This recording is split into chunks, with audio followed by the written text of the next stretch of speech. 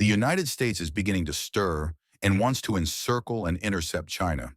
A Zhuhai air show would completely slap the face of the United States and Western countries, because this air show attracted 47 countries and regions to participate in the exhibition. Even the United States and France came to see the excitement.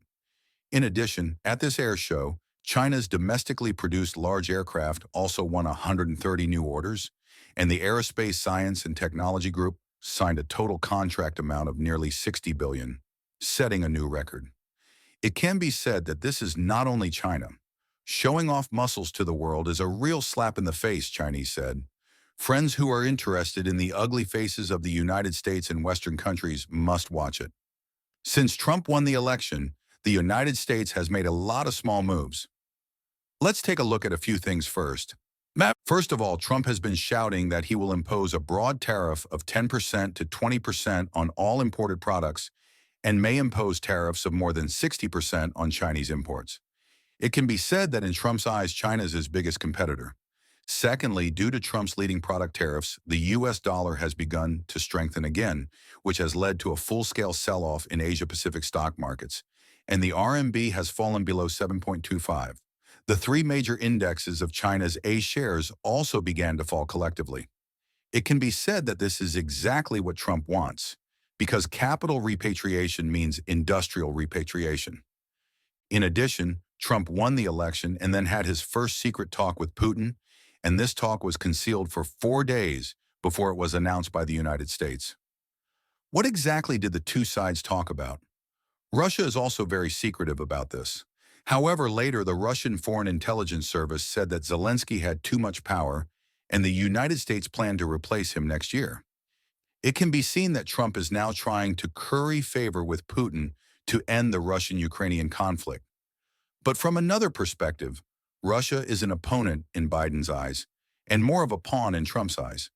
In this case, we cannot deny the possibility of not joining forces to restrict China's development. So far, it can be said that Trump wants to encircle and intercept China from three aspects: foreign trade, finance, geography, and politics. But the result is that a special Zhuhai air show is a warning to the United States about its imminent behavior. And it is a real slap in the face of the strong policies of the small courtyards of the United States and Western countries, Chinese said. This is a slap in the face of the U.S. trade barrier. The U.S. and Western countries have never issued an international airworthiness certificate to China's C919. But this does not mean that China's large aircraft technology is not good, but it is a trade barrier deliberately created by the U.S. and Western countries. 130 new orders are enough. This is just the beginning, because according to the annual report forecast, by 2043, the fleet size of China's civil aviation will reach 10,061, accounting for 2% of the global passenger aircraft fleet. China is expected to become the world's largest single air transport market. In addition, China has signed airworthiness agreements with some Asian countries such as Russia, Cambodia, and Laos. These countries also recognize China's food and aviation standards, which will undoubtedly open another door for C919 to enter the international market. It can be said that this time at the air show, China's domestically produced large aircraft can sign these orders. This not only represents a major breakthrough in China's aviation manufacturing industry, but also opens up the internal and external dual circulation of my country's high-end industries, and completely slaps the face of the trade barriers of the U.S. and Western countries.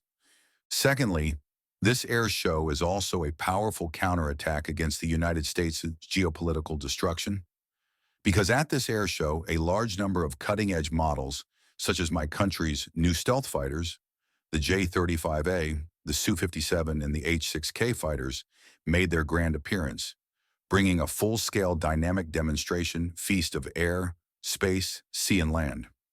It can be said that this is a face-to-face and extremely shocking military exercise.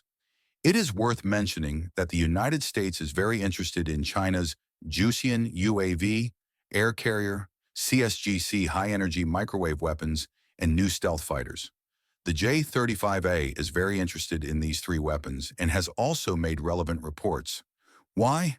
That's because these three weapons represent China's most advanced offensive weapons, blockade weapons, and defensive weapons. These are the three weapons that pose the greatest threat to the United States and have the greatest potential. It can be said that this is a real muscle show to Western countries. That is, China has absolute power to ensure the stability of China's geopolitics. Furthermore, this also takes away the hegemony of the US dollar, Chinese said. We all know that the US dollar can dominate the world, and one of the indispensable points is oil energy. The United States is also using oil for security agreements to get the cooperation of Middle Eastern countries. But now, due to the geopolitical conflicts in the Middle East, this relationship has become extremely fragile. Let's go back to this air show. While everyone is paying attention to the flight performance, China is actually launching a plan to export equipment for a synthetic brigade that shocked the world. Let's put it this way. The synthetic brigade includes a highly informationized brigade, a command center, a reconnaissance battalion, an armored battalion, a base battalion, an artillery battalion, a drone battalion, an air defense battalion, and so on. It can be said that these combat equipment were collectively unveiled at this air show, and only China and the United States can truly realize the combat mission of the synthetic brigade. No matter how the Middle East was exploited and sanctioned by the United States before, the Middle East could only go to the United States to buy equipment and weapons, and they had to obey and do as they were told, and they didn't dare to make a sound. The United States is also making a fortune from war because it dominates the geopolitical conflicts in the Middle East. Now it's good.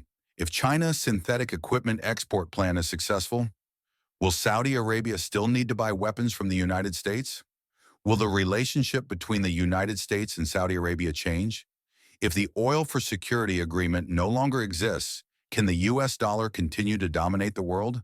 After watching this video, don't forget to give it thumbs up and subscribe to our channel. Hit the bell icon to get notified whenever we post new content.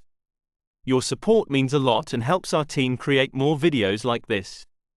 Thanks for watching.